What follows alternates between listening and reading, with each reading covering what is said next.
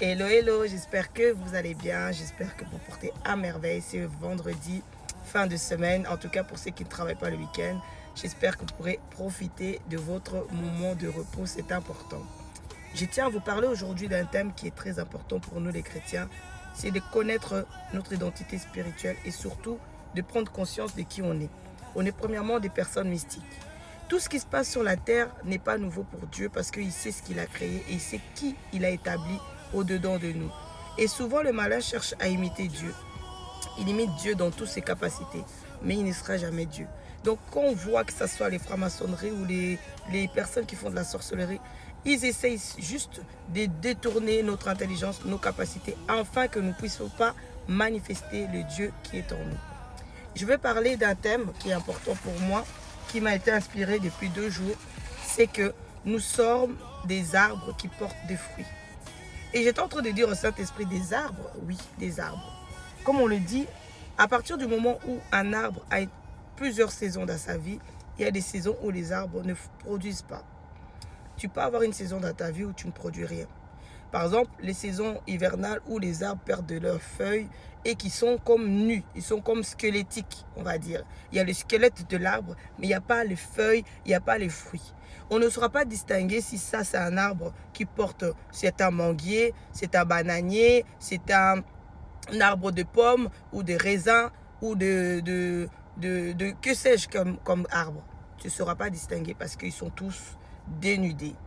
Quand je dis dénudés, ils ont perdu leurs feuilles, ils ont perdu leur éclat, leur beauté.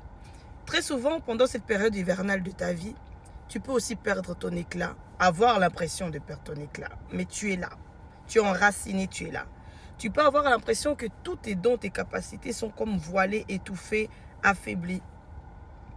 Tu peux aussi, pendant cette période, perdre des connexions, perdre dans ton entourage des personnes qui sont très chères à tes yeux. Tu peux aussi perdre les finances, tu peux aussi perdre la santé.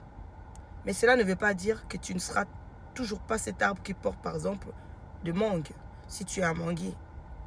Et j'espère que j'arrive à me faire comprendre. Tu es un arbre qui porte des fruits. C'est-à-dire qu'il y aura des saisons printanières où tu vas commencer à renaître.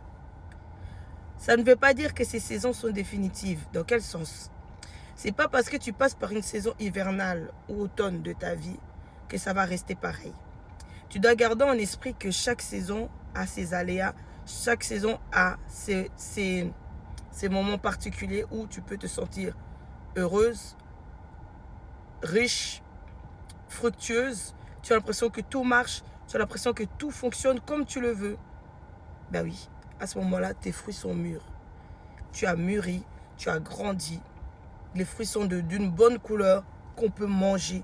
Donc ça veut dire que tu peux faire bénéficier aux gens autour de toi de la grâce qui est sur ta vie, sans même forcer parce que c'est ta saison. Il y a aussi des arbres qui sont très particuliers, qui existent, je ne connais pas des noms ici, des arbres qui ne changent pas, peu importe les saisons, hivernales, automne, etc. Ils gardent leur nature, ils gardent tout d'eux. Ces arbres-là sont uniques. Peut-être toi, tu es une personne que peu importe les saisons, tu restes intègre, tu restes sage, tu restes équilibré, tu restes lucide. Tu as une force de caractère mental qui fait que rien ne t'ébranle, rien ne te fait trembler, rien ne te fait stresser. Car tu as une telle confiance en Dieu que peu importe les saisons qui arrivent, tu sais que Dieu va agir. On est des chrétiens, on a tendance à oublier qu'on est mystique et que dans le mysticisme de Dieu, on a le pouvoir de marcher sur les serpents, les scorpions. Et surtout, on a le pouvoir d'appeler à l'existence ce qui n'existe pas. Vous savez, quand la parole de Dieu dit qu'on peut appeler à l'existence ce qui n'existait pas, c'est profond et c'est tellement glorieux que nous, on banalise ça. On a l'impression que c'est trop grand pour nous, c'est trop beau pour nous. Souvent, il y a des phrases qu'on dit, oui, si c'était si simple, il n'y aurait pas autant de guerres, il n'y aurait pas autant de sécheresse, il n'y aurait pas autant de...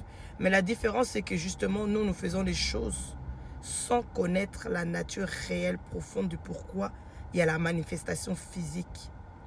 Pourquoi on peut avoir 2 catégories de chrétiens. Un qui va invoquer le nom de Jésus, le miracle va se manifester. Et l'autre quand il va l'invoquer, les miracles ne vont pas se manifester. Mon père spirituel a dit dans sa prédication que parce qu'on ne cultive pas assez l'intimité avec le Saint-Esprit. Et je rejoins cela parce que, justement, on est tellement distrait par nos problèmes, nos soucis, chercher du travail, que ce travail-là viendra même de Dieu. On oublie que c'est lui qui approvisionne nos greniers. C'est lui qui pourvoit chaque jour à nos besoins. Et surtout, on oublie même sa présence à nos côtés. Le Saint-Esprit qui est là, il est censé nous guider dans tous les chemins de nos vies pour nous permettre d'exceller, de triompher et de régner et de dominer. Mais à partir du moment où on le prend comme un bouche-trou, excusez le mot, comme quelqu'un pour qui il doit juste répondre à nos besoins, on ne s'intéresse pas à lui, on ne cherche pas à savoir qui est le Saint-Esprit, comment il parle, comment il agit. Comment voulez-vous manifester physiquement ce qui est spirituel? Et effectivement, là, la sorcellerie, très souvent, des personnes sont très obéissantes plus que nous les chrétiens. Je me mets dedans parce que je ne suis pas parfaite. Les sorciers, les mondes spirituels diaboliques, ils sont beaucoup plus disciplinés que nous. Pourquoi? Parce que eux, quand on peut leur dire, ce jour-là, à telle heure, reste debout jusqu'à telle heure, il va se mettre debout jusqu'à telle heure. S'il faut même rester 10 heures debout, il va le faire. Mais c'est nous les chrétiens qui allons nous poser la question, oui, mais je risque d'avoir mal aux jambes, je risque d'avoir faim, je risque d'avoir ci, est-ce que je peux m'accroupir, est-ce que je peux un peu m'appuyer sur quelque chose? C'est nous qui remettons toujours tout en question. Cet homme pour qui on a dit, va te laver 7 fois, il a failli rater son miracle. Pourquoi? Parce qu'il se posait la question, pourquoi je dois aller me laver 7 fois? Heureusement, il y avait des personnes un peu lucides qui lui ont dit, ça te coûte quoi? Tu es déjà malade. Tu as déjà, je ne sais plus qu'est-ce qu'il avait. Va te laver et vois ce que ça va produire. Juste par l'obéissance, même lorsqu'il était en train de douter, son miracle s'est manifesté. Donc effectivement, tu peux vivre un miracle juste parce que tu respectes les principes que le Saint-Esprit te fait faire ou te met au devant de toi. Tu respectes les principes de la prière, de l'intimité avec Dieu, de la foi, de croire même lorsque tu es face à l'adversité, même lorsque tu es face aux troubles, aux problèmes, même lorsque tu as l'impression d'être seul. De te dire que la parole de Dieu dit qu'il se tient à mes côtés, il est tous les jours là, il est avec moi. Je ne crains aucun mal, même lorsque je marche dans la vallée de l'ombre de la mort, il est là. Alors à partir du moment où on a cette lucidité, cette conscience de la présence de Dieu dans nos vies, à la base, rien ne peut nous ébranler. On vivra des tribulations, des calomnies, tout ça. Jésus-Christ lui-même n'a rien fait, mais il a vécu des drames. Il était innocent, mais il a vécu le rejet. Il était innocent, mais on l'a traité de tous les noms. Alors aujourd'hui, tu penses que toi, on va te laisser tranquille? J'ai envie de dire, plus Dieu t'aime, plus tu seras combattu. Parfois, il m'est déjà arrivé de dire, Seigneur, pourquoi tu m'aimes tant? C'est prétentieux de le dire, mais c'est la vérité.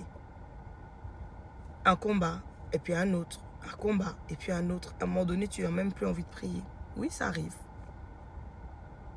Tu es un arbre qui porte des fruits. Quel fruit est en toi que tu ne négliges?